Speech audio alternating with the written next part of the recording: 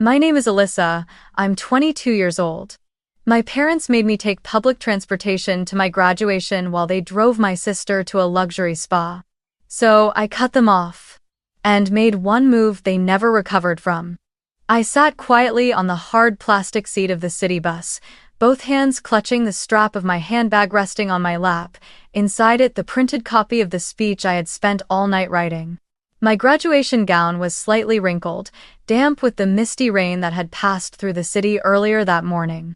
I looked out through the fogged-up bus window, following each drop of water trailing down the glass as if they were redrawing my memories moment by moment, cold and silent. Today was my college graduation day, a milestone I had dreamed of for 4 years. But the only thing I felt now was emptiness. They once promised they would be there. My mother once said she'd be the first to stand and clap when I walked across the stage. My father once said he would rearrange his work to take the whole family out for dinner to celebrate my achievement. But, in the end, only the sound of the bus engine kept its promise. I unlocked my phone. A message from Mom lit up the screen. Happy graduation day. The spa was booked long ago. Send me some pictures, okay? I didn't even have time to feel anything, not anger, not disappointment, just a quiet dullness like a blunt knife sliding across my heart. I swiped further and saw my sister Aubrey's Instagram story, her feet soaking in a rose petal bath, a glass of champagne in her hand. The caption read, "Spa day with the best parents in the world. Treat yourself." I half smiled, unsure if I was laughing or falling into a familiar darkness. I had hoped this time would be different. I had told myself they would show up, that they wouldn't miss something this important.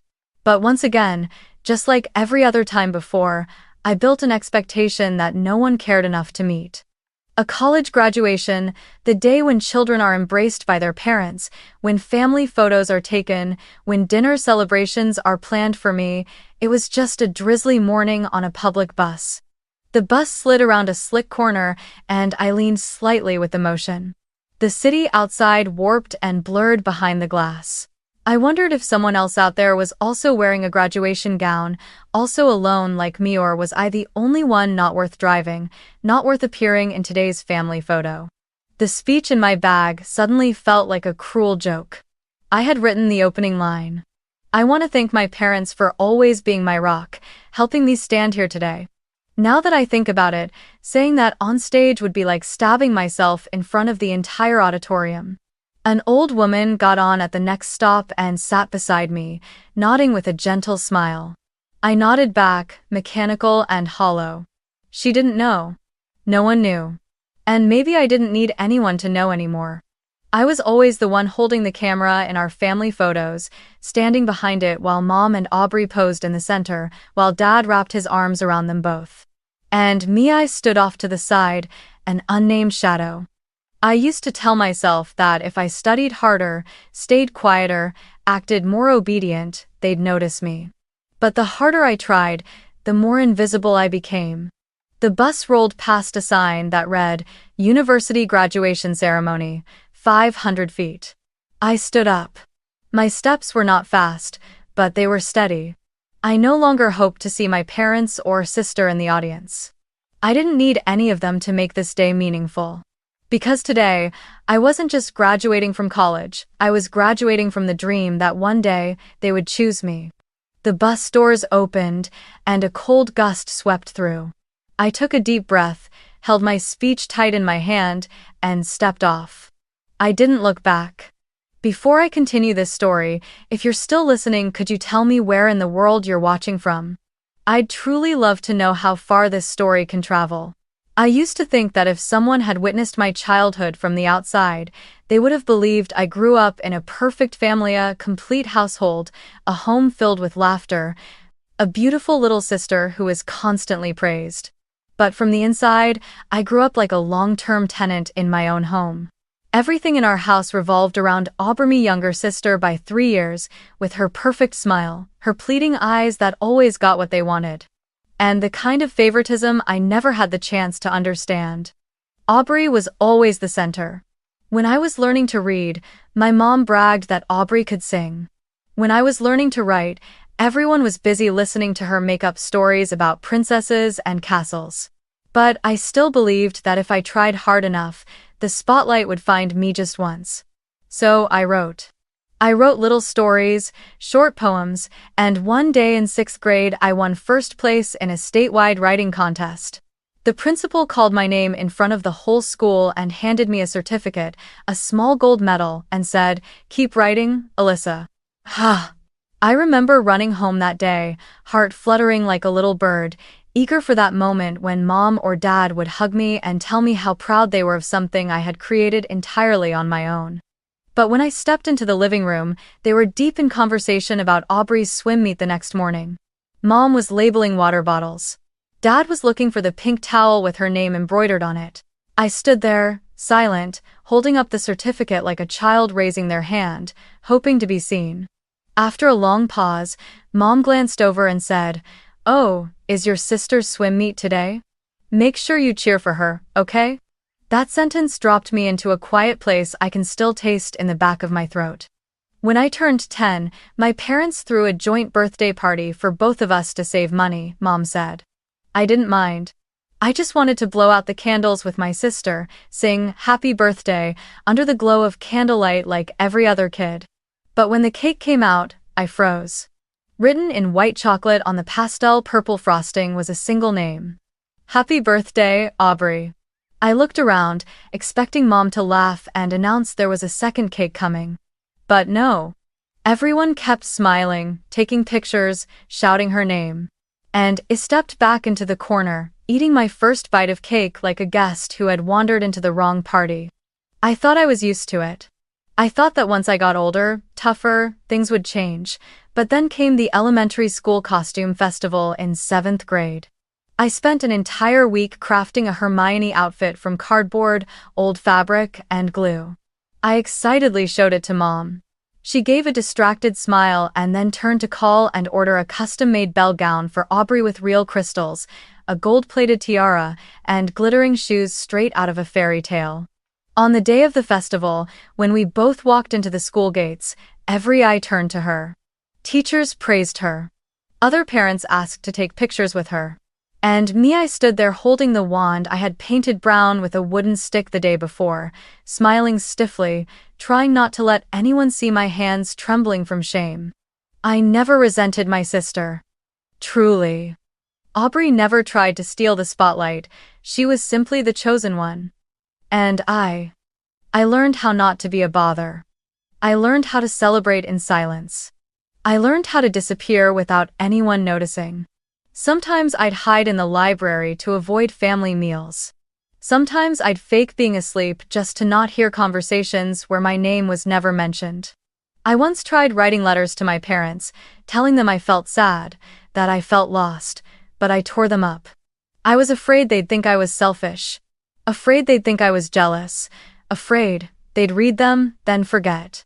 So I lived like a shadow, easy to replace, easy to overlook, easy to leave behind. But I also began nurturing something inside me that wasn't easy to extinguish, a silent vow. That one day, I would stand somewhere they couldn't ignore me anymore. That one day, the silence they had planted inside me would echo loud enough to haunt them. In my senior year of high school, I met Daniel at a time when I no longer believed in things like first love. I was the type of girl who always sat at the back of the class, shirts always neatly tucked, hair tied low, quiet but consistently top of the class. Daniel was different. They was the kind of boy who seemed to carry sunlight wherever he went, likable, funny, and with a way of making people feel truly seen. But what made me notice him wasn't his smile, or the way he played guitar at camp. It was that Daniel was the first person who ever asked me, "Alyssa, are you okay? Really okay?" I didn't know how to answer him. But I remember clearly that I looked him straight in the eyes and nodded. That was the first time I ever saw someone truly look past the invisible shell I had worn my whole life. We started dating. Everything unfolded gently, like a slow song, no rush, no noise. Daniel liked listening to me read the stories I was working on. I liked how he wasn't afraid of silence. One time, he said, "You're like a room with a window facing the sea, but people just walk by without knowing it." I laughed. And you? I asked. He replied, I'm the one who walked by, but got curious enough to open the door. I thought maybe this time I wouldn't be left behind. Until one fateful evening. That night, Daniel came over for dinner. I planned to cook his favorite pasta, but my mom said, don't worry, I'll cook. I should have known then. When Daniel walked in, Mom hugged him like a long-lost son. Dad clapped him on the back and said, tall and handsome, this is Alyssa's boyfriend? I thought you were Aubrey's friend. The entire dinner turned into a show starring one person. Aubrey. My sister wore a white dress, hair cascading gently, lips painted just enough. And me, I was in a t-shirt and jeans, like a housemaid who'd been given a seat at the table by mistake. Throughout dinner, Mom didn't ask me a single question. Dad told jokes for Daniel, and Daniel, hesitant at first, gradually began laughing along. When Aubrey started talking about our beach trip last summer, Mom leaned in and asked, Daniel, do you like the beach? How about we all go together this summer? I looked at him hoping for something, any signal that he remembered I was the one sitting next to him. But Daniel just smiled and nodded. That night, when I walked him to the door, no one in the house even noticed I had left the table early. I asked him, softly, what did you think about tonight? Daniel was quiet for a moment, then said, your family, they're really something. 3 days later, he texted and said he wanted to talk. We met at our usual cafe.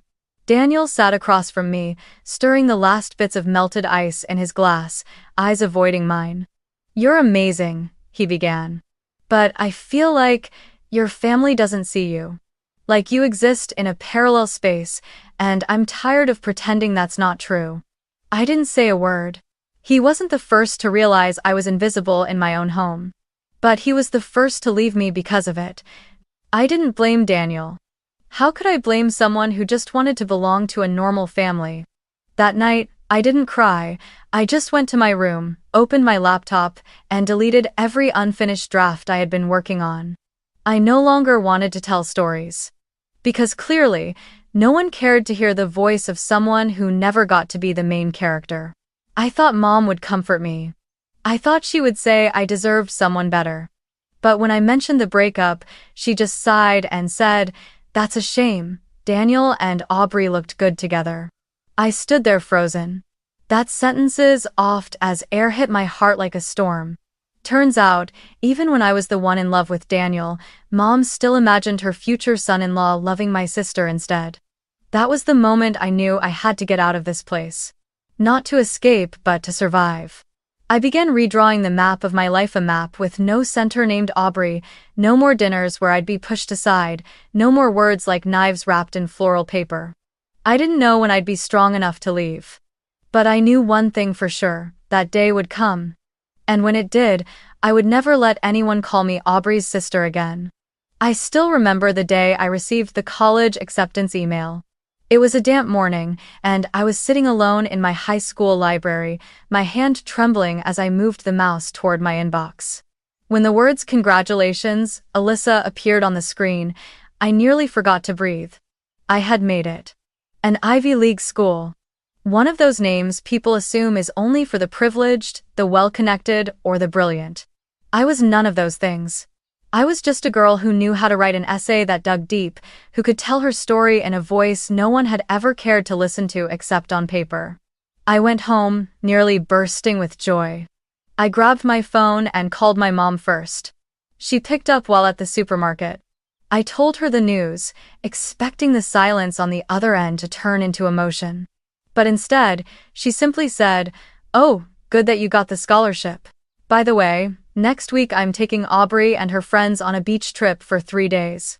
Remind your dad to pack your bags, okay?" Then she hung up.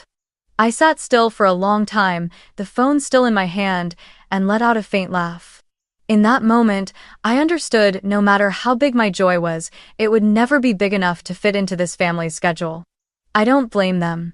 Or rather, I no longer have the energy to blame them. On move-in day, while long lines of freshmen pulled suitcases behind them, hand in hand with their parents, I stood in the middle of campus with 2 oversized bags I'd hauled from the bus station myself. My family didn't come. The reason? Sorry, sweetheart, but I promised Aubrey and her friends this vacation months ago. Your dad's too busy to join either. You'll be okay, right? I didn't answer. Because if I said what I truly felt, the answer would have been no. But if I stayed silent, at least I'd keep what little dignity I had left. The only person who called me that day was Uncle Nathan, my father's younger brother. He didn't say much, just asked if I had arrived and if I needed anything. When I told him I was standing in front of the dorms, he said, "Keep your phone on, I'm ordering dinner for you. Don't go to bed hungry." An hour later, a delivery man arrived with a warm pasta dish and a small note. "No one deserves to start a big journey alone. Proud of you, Uncle Nathan." I looked at that note and tucked it into my wallet. It was the only message I kept with me throughout my freshman year. College life wasn't easy. I studied while juggling 3 part-time jobs: library assistant, cafe waitress, and online tutor. I woke up at 6, studied until noon, worked until late, then studied some more. On nights when exhaustion swallowed me whole, I'd sit on the dorm balcony, looking out at the city lights and ask myself what I was trying so hard for. For a degree? A future career? Or maybe just to prove to someone, or maybe to myself, that I wasn't just an afterthought in a family that always chose someone else. Every time my bank account dipped below $100, I'd grit my teeth and recalculate every meal. A few times, I thought about texting my mom to borrow some money. But I always deleted the message before hitting send. I had learned that asking for help from someone who doesn't see you is the fastest way to remind yourself you're invisible. Thankfully, Uncle Nathan sent me a small allowance every month. It wasn't much, just enough for books or to cover medicine when I got sick. But to me, that money felt like a quiet reminder. You still have someone who believes in you. 1. Every time I came home for the holidays, I felt like a stranger visiting, not a daughter returning. Aubrey was always the one they asked about. "How are your grades this semester? What does your new boyfriend do? Any fun plans coming up?" And me? Mom would just say, "Alyssa, help me clear the table." I didn't react anymore. I just nodded, washed dishes, wiped the counters, then slipped quietly upstairs like the shadow I'd grown used to being. But something had changed. I no longer begged to be seen. I started building a space of my own, a world where I held the pen, where I wrote the script. I joined academic seminars, submitted work to the campus journal, even presented my thesis to professors without anyone coming to watch. And I kept writing. Not for praise, not for recognition, but to hold myself together, to keep from disappearing. Once, while folding a printed draft of my essay, I accidentally wrote this line: "I am the voice swallowed in the house with the most laughter." I paused, reread it, and didn't delete it. Because I knew, someday, that laughter would fade, and when that day came, I would still be standing, not to retaliate, but to prove that I had always been here. Still existing. Still strong enough to walk forward. I didn't know when that day would come. But I made a vow to myself. One day, they will have to hear me without me having to scream. And then, the most important day of my entire college life finally arrived. I had started planning for graduation 2 months in advance. The school emailed the time and location, and I marked it in red on my wall calendar, stuck a post-it note to my desk, even set a reminder in my phone. Graduation, 9:00 a.m., Central Hall. To me, it wasn't just a ceremony, it was a certification that I had survived. Survived 4 years without anyone behind me. Survived midterms squeezed between shifts, illnesses without caretakers, and winter nights eating instant noodles in study rooms because I couldn't afford hot soup. I emailed my parents early, then followed up with texts. I tried to sound cheerful, hopeful, as if believing that if I wrote gently enough, sincerely enough, maybe this time they would show up. The first message I sent read, "My graduation is on the 20th, at 9 a.m. I would be really happy if you could be there." Days later, my mother replied, "We'll try to make time for it, probably can come." I didn't have time to feel relieved before the next morning. Aubrey posted a story. "Spa day with mom and dad, number, pamper yourself." In the short clip, my mom was sitting in a foot massage chair, hair tied high, smiling as she chatted with the spa staff. My dad was reading a men's fashion magazine, and my sister turned the camera to herself, winked, and held up a bright pink smoothie with a pouty smile. Family time well spent. I stared at the screen, and my heart tightened. Not out of anger, but out of pain. An old, familiar pain that cut a little deeper each time it came back. I called my mother. I didn't text. I needed to hear her say the thing I had always feared to believe. After 3 rings, she answered, her voice cheerful as if nothing had happened. Alyssa, sweetheart, you're calling? I'm soaking my feet right now. I bit my lip, trying to keep my voice steady. Mom, I reminded you about this. Why are you at the spa on my graduation day? She paused for a moment, then replied curtly. The spa was booked in advance. I couldn't cancel. And besides, taking the bus is convenient, right? You're used to going alone anyway. I don't remember when I hung up. I just remember the screen had gone black, and my chest felt just as dark. I sat silently on the wooden dorm bench, dressed in my graduation gown, fingers gripping the yellow tassel. Only one sentence echoed in my head. You're used to going alone anyway. Yes.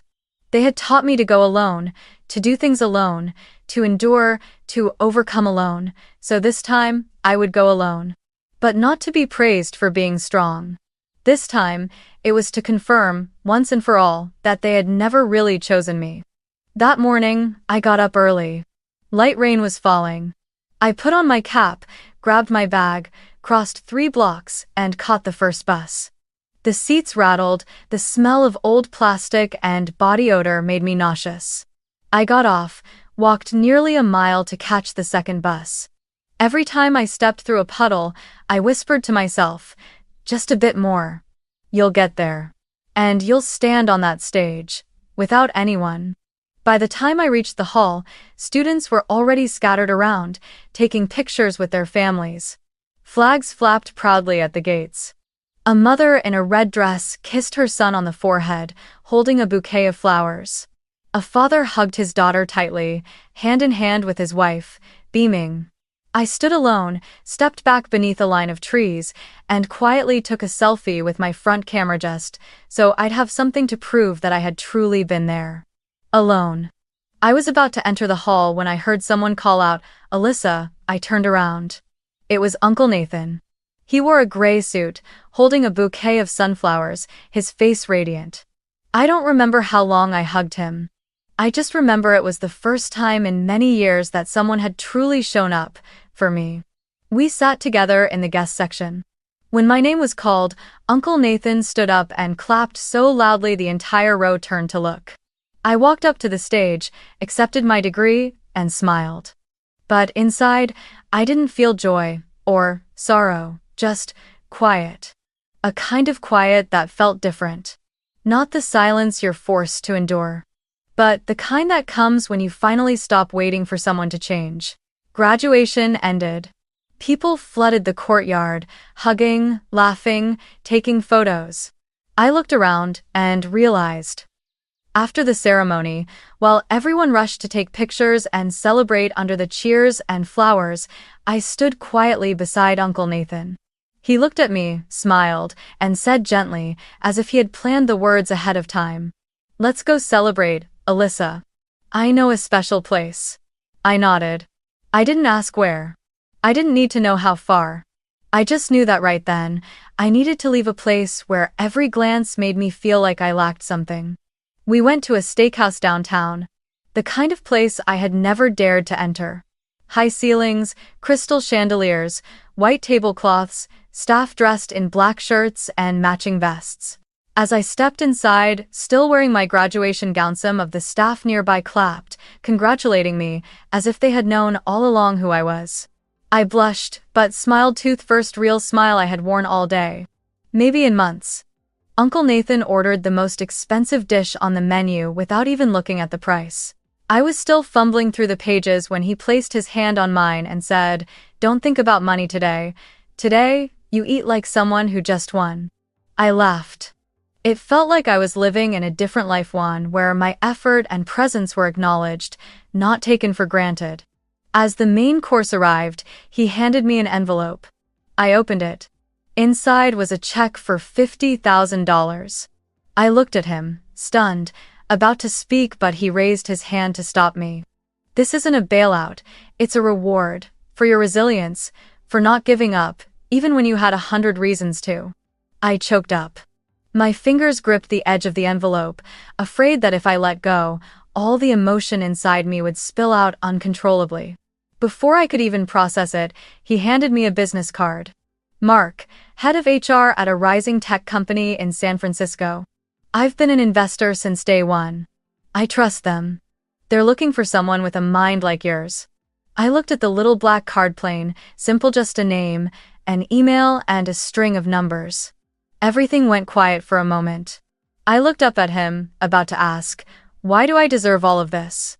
But before I could speak, he met my gaze and said with a warm, steady voice, you don't have to go back. No one deserves to keep you if they never cared to hold on. They had their chance. And they threw it into a spa tub. Now it's your turn to choose your life. That sentence unraveled a knot in me I hadn't even known I was carrying. I didn't cry.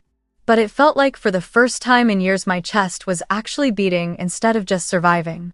That night, I went back to my room, opened my laptop, and started looking up San Francisco, the company he had mentioned, and what I needed to do to move immediately. I stayed up past midnight, not out of worry but excitement. The feeling was so foreign I had to ask myself, is this really me? But then I thought, no, this isn't someone else. This is me, the version I always could have been if I hadn't been forced to live under the shadow of indifference. The next morning, I turned off my phone. Not silent mode, not temporary avoidance. I powered it down completely. I didn't want to receive a single message from my mother, my father, or Aubrey. Not because I was angry, but because I didn't need them anymore. I opened the car rental app, selected a mid-size vehicle that could handle long distance. I packed only 2 suitcases, one with clothes, one with books, and my laptop. Everything else, I left behind. The photos, the small gifts, the notebooks from freshman year, they no longer held meaning. I drove away from the dorm at 6 a.m. The city was still asleep. Gray skies, light rain. I glanced into the rearview mirror and I knew that was the last time I'd look back. I was no longer Alyssa, Aubrey's sister. Alyssa, the girl who figures it out, Alyssa, who's used to going alone. I was Alyssa, the one who had the courage to walk away, knowing she was never chosen, but still chose herself. I turned on some soft music. The road was quiet. The radio played a song I didn't recognize, sung by someone I'd never heard of. But the melody fit perfectly with how I felt inside, like I was crossing an invisible threshold between the life I had endured and the life I was about to begin. And I knew no one could pull me back anymore. I arrived in San Francisco on a windy morning.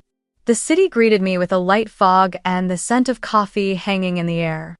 The company Uncle Nathan had introduced me to was located in Soma, in a modern glass building with rows of bicycles lined up at the entrance. They welcomed me like I was the missing piece they'd been waiting for. No questions about my past, no awkward glances wondering why I didn't have parents with me at the contract signing. Just one simple sentence. Welcome to the team, Alyssa. I started as a junior developer. Everything was new. The programming languages, the team culture, the time management style, it all forced me to push twice as hard to keep up. But I felt happy. Truly. Because for the first time, my existence was measured by what I created, not by where I stood in a family photo. No one here called me someone's sister. No one compared me to a more perfect version.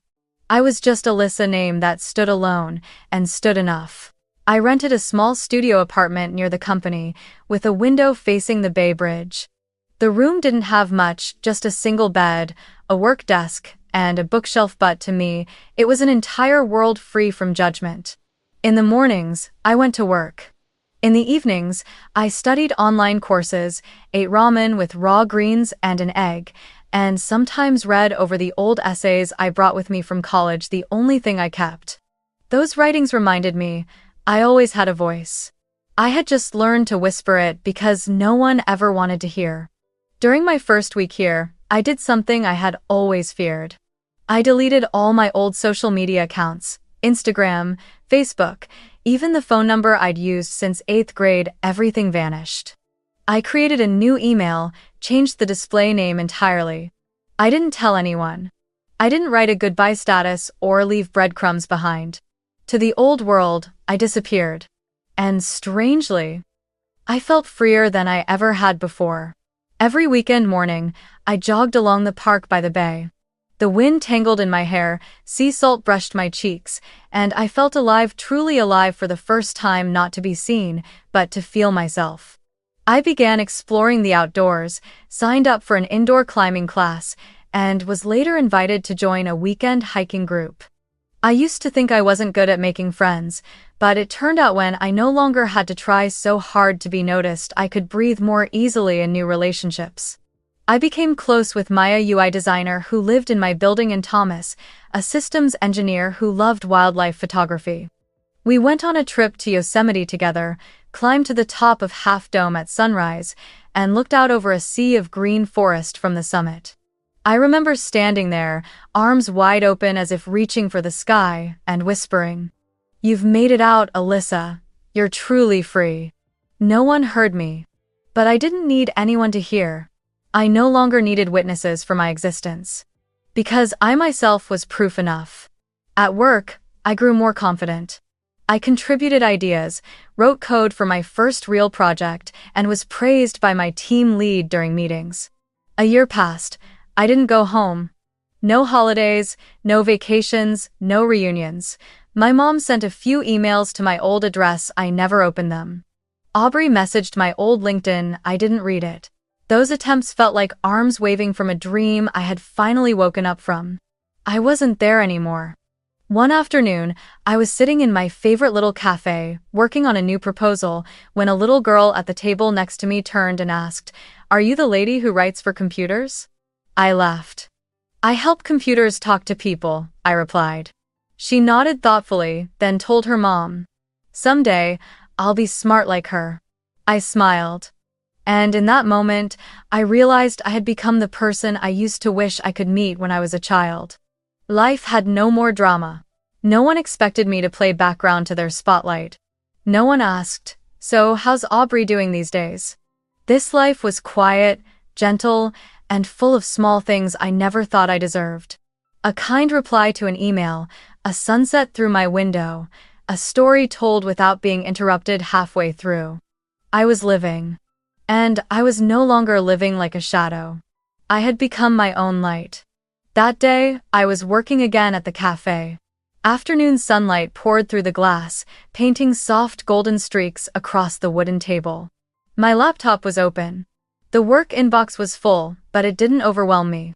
I was living a life I chose, free, quiet, and untouched by the people who once made me feel like an afterthought. But then, my personal inbox lit up with a name I never thought I'd see again, Mom. The subject line held just 3 words. About the inheritance. I raised an eyebrow, tilting my head as if to confirm I hadn't misread it.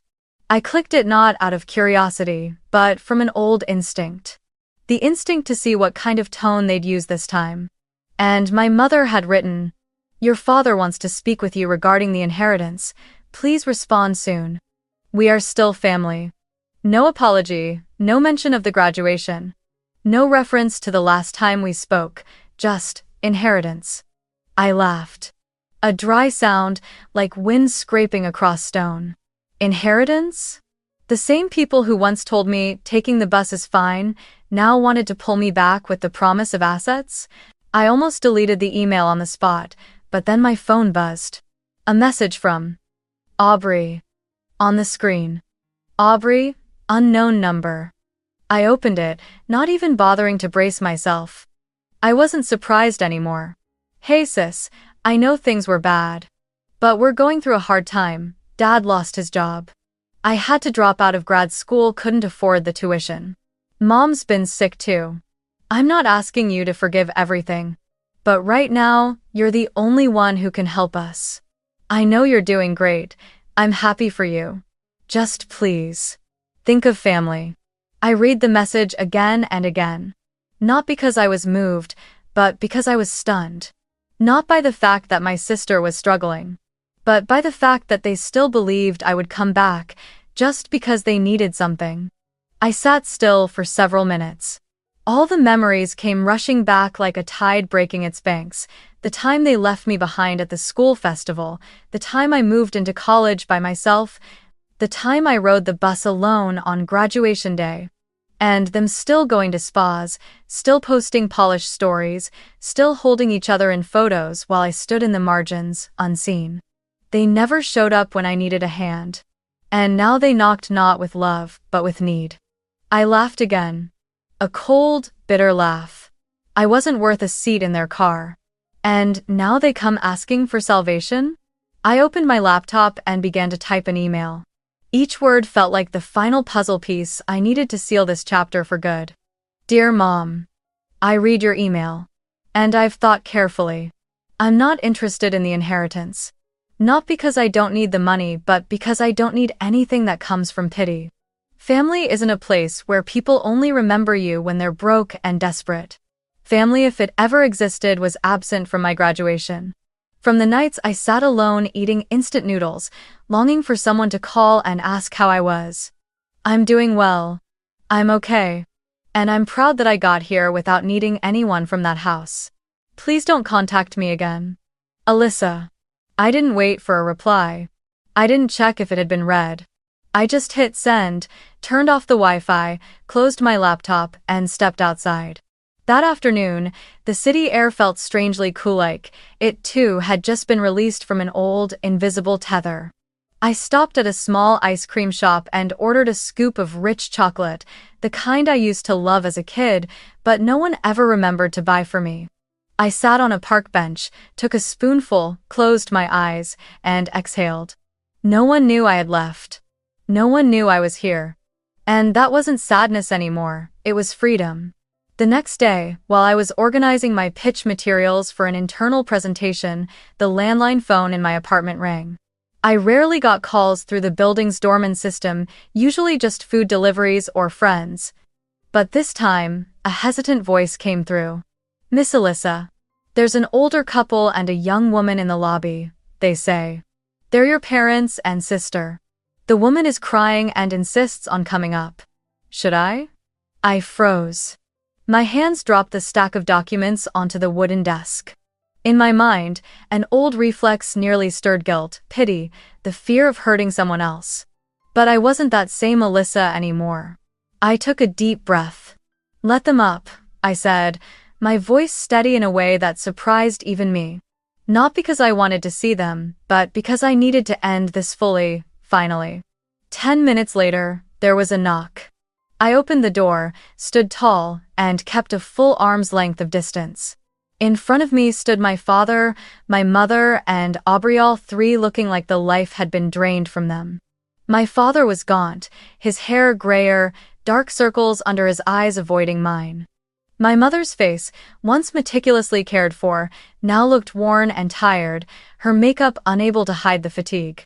Aubrey, still beautiful as ever, no longer had that confident sparkle in her eyes, only shame and hesitation. They looked at me, really looked as if they couldn't believe this apartment belonged to me. Gleaming hardwood floors, soft lighting, organized shelves, a dual-monitor workstation, a whiteboard filled with scribbled plans and ideas. They stood in silence for a few seconds. I remained in the doorway. I didn't invite them in. My mother spoke first, her voice hoarse and trembling. Are you really going to turn your back on your family, Alyssa? I looked her straight in the eye, no flinching. No backing down. No, I said slowly. I'm just returning what I was given, and honestly, I'm still being much kinder. My father cleared his throat, as if trying to hold on to some leftover authority. Alyssa, that was a long time ago. We're still family, no matter what, blood is blood. I nodded, lips curled in a quiet smile. Right. So, where was that blood when I stood alone on the train platform with my suitcase on move-in day? When I graduated and rode the bus through the rain, where were you? At the spa? Poolside at a hotel? I stepped back slightly, hand tightening on the doorknob. Honestly, I'm grateful. Because your absence taught me how to survive without begging for affection. Aubrey spoke next, her voice softer than I'd ever heard it. Sis, I didn't know it hurt you that much. I'm sorry. I looked at her. For a moment, I saw the little girl Mom used to tie ribbons into, while I sat backstage sewing up my own dress. I didn't hate her. But I didn't have anything left to forgive with, either. It wasn't your fault, Aubrey, I said, but it's not my job to fix this family's broken pieces. My mother started crying, reaching out a hand to me. I took a small step back. Enough. This isn't your home. This is where I live peacefully, freely, and without being judged by the hierarchy of love you all decided long ago. My father snapped. Alyssa, don't be ungrateful. Your mother is crying because of you. My grip tightened on the doorknob, and I swung the door wide open.